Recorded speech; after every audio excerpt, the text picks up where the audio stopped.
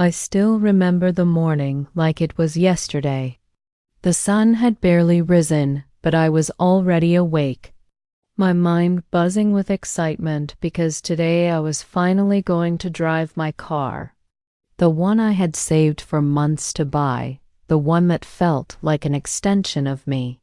But when I walked out of my room and down the stairs, I froze. The garage door was open and my car was gone. My heart dropped as I ran outside, hoping maybe I had imagined it. Maybe it was just somewhere else. But no, the driveway was empty. I turned to my parents, confused and panicked, and asked them where it was. That's when the truth hit me like a thunderbolt.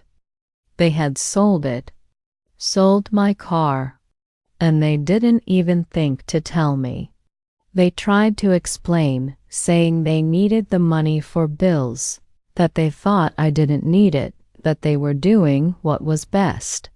But I could feel my anger bubbling, the betrayal cutting deeper than anything I had felt before. This wasn't just a car. This was my independence, my freedom, my pride, and they had just taken it away without a second thought. I stood there, speechless, as they looked at me with what they thought was understanding.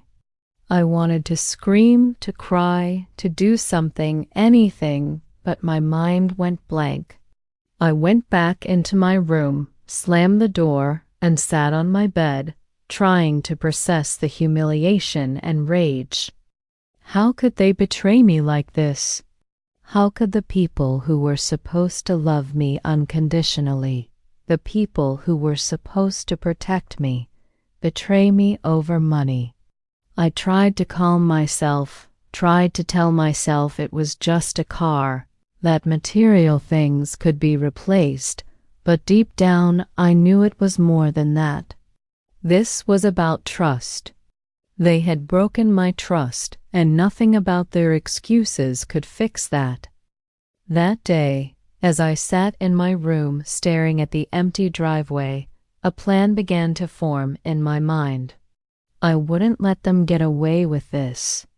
Not just for the car, but for the way they had treated me, for the way they had underestimated me. I knew I had to act, but I also knew that whatever I did had to be precise, smart, and unforgettable. They had no idea what was coming. For days, I stayed quiet. I acted as if nothing had happened, even smiled when they asked me about the car, nodding and pretending to understand. Behind that calm exterior, my mind was working tirelessly, crafting a plan that would make them regret underestimating me. I started by gathering information, watching their routines, learning their weaknesses, and understanding what they valued most. They thought they had power over me because they controlled money and decisions, but I realized they had no idea how clever I could be when pushed. I found out that my father was obsessed with appearances, always wanting to show off to friends and relatives, and my mother had her pride in being the perfect homemaker, always making sure everyone saw her as generous and kind. These were cracks I could exploit.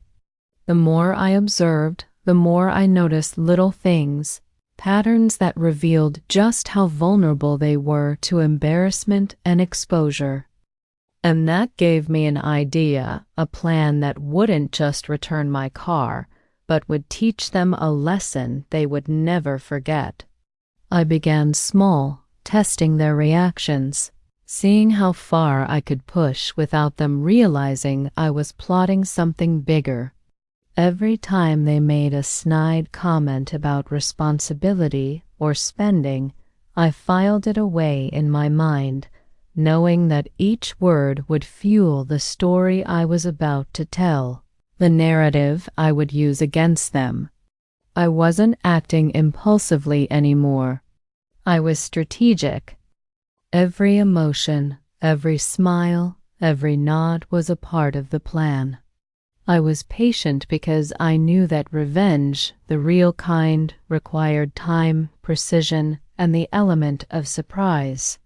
And as I sat in my room at night, imagining the moment when I would finally reveal my plan, I could feel the anticipation building, almost like electricity running through my veins. The car was gone, yes, but what they didn't know was that their actions had started a chain of events that would leave them speechless, exposed, and humbled. I wasn't just going to get my car back. I was going to reclaim my dignity, my independence, and most importantly, I was going to show them that underestimating me had been their biggest mistake. I started by reconnecting with people they didn't know I was in touch with, friends who had cars, knowledge, and influence that could help me subtly gather information about the car's new owner. It was risky, but I had to know exactly where it was, how much they had sold it for, and whether it was possible to reclaim it. Every day, I made calls, sent messages, and pieced together a map of the situation without raising any suspicion. My parents thought I was sulking, maybe even forgetting about the car, but I was a step ahead. I discovered that the car had been sold to a local dealership, but not for cash. It was traded for a fraction of its value, and someone else had already driven it off the lot. The betrayal hit again, deeper this time, because it wasn't just that they had sold it, but that they had practically given it away. I clenched my fists, but instead of acting on impulse, I forced myself to breathe, to think, to plan. That night, I wrote down every detail, every fact, every weakness I could exploit. And then the idea came to me. I could create a situation so dramatic, so embarrassing, that they would never forget it. I wouldn't just confront them. I would expose them, reveal their foolishness to everyone they cared about, and use the story of their betrayal against them in a way that would be both unforgettable and irreversible. I imagined the perfect setup, a gathering where their pride and their social image could be turned against them, and I could stand there calm, collected, and victorious. It wasn't about anger anymore. It was about justice, about reclaiming control, about showing them that betrayal comes with consequences. I couldn't wait, yet I had to wait, because timing was everything. Every misstep could ruin the plan, and I couldn't afford to risk it. I knew the moment had to be perfect, the execution flawless, and the lesson unforgettable. The opportunity came sooner than I expected. My parents had planned a big family gathering, something they loved to show off friends, relatives, neighbors, all in one place, all watching, all judging. And I knew that this was the moment. I started subtly planting seeds of doubt, little hints about my new opportunity, little stories about how I had been resourceful, independent, and capable of handling situations on my own. They didn't suspect a thing. The night of the gathering arrived, and I dressed casually, calmly, letting them think I was indifferent, that the car didn't matter anymore. But inside, I was ready. I had a plan to reveal the betrayal, to expose the lies, and to reclaim not just my car, but my respect.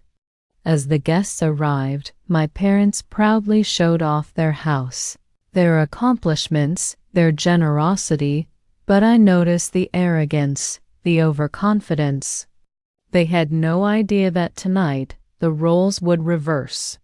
I waited for the perfect moment, when everyone was relaxed, enjoying themselves, when my parents' attention was elsewhere, and then I made my move.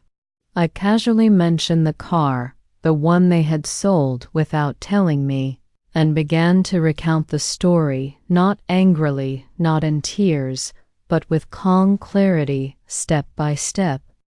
The room fell silent. Friends exchanged glances, relatives whispered. And then I revealed the shocking detail. I had found out exactly where the car was, who had it, and how it had been sold for far less than its value. I didn't need to shout. I didn't need to cry.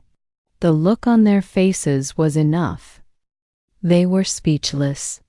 I continued, describing how their betrayal had hurt me, how it had shattered my trust, and how I had spent days planning a response that they would never see coming. Their faces turned red with embarrassment, their pride crumbling in front of everyone. And just when they thought it couldn't get worse, I pulled out a little twist. I had already arranged for the car to be returned, but not through them, not by begging or pleading. I had reclaimed it legally, smartly, and it was waiting for me. The room erupted with whispers and gasps. My parents were stunned, caught in the perfect storm of their own making. They had underestimated me, dismissed me, and now the consequences were unfolding right in front of everyone they cared about. After the gathering, I finally drove my car again, feeling the engine hum beneath me, the leather seats familiar against my skin, the steering wheel solid in my hands. But this time, it wasn't just about driving. It was about triumph, about reclaiming what was mine, about proving that even the smallest betrayals could be met with clever, thoughtful, and unforgettable responses. I thought about the lessons I had learned: patience, observation, strategy, and most importantly, the power of standing up for yourself without resorting to anger or destruction. My parents never spoke much about it afterward. There were awkward glances, silent apologies in their eyes, but nothing was ever said aloud. And that was fine, because I didn't need words. The lesson had been delivered, clear and powerful. I realized that sometimes the things we think are lost are not really gone. They are opportunities in disguise, chances to test our patience, our creativity, and our courage. I had grown stronger, wiser, and more confident because of this experience. And the car, once a symbol of independence, now represented something far greater: resilience. Strategy and justice delivered without compromise. And as I drove through the streets, the wind in my hair, I smiled quietly, knowing that I had handled betrayal not with anger, but with intelligence, precision, and calm determination. That was the real victory, and nothing could take that away from me.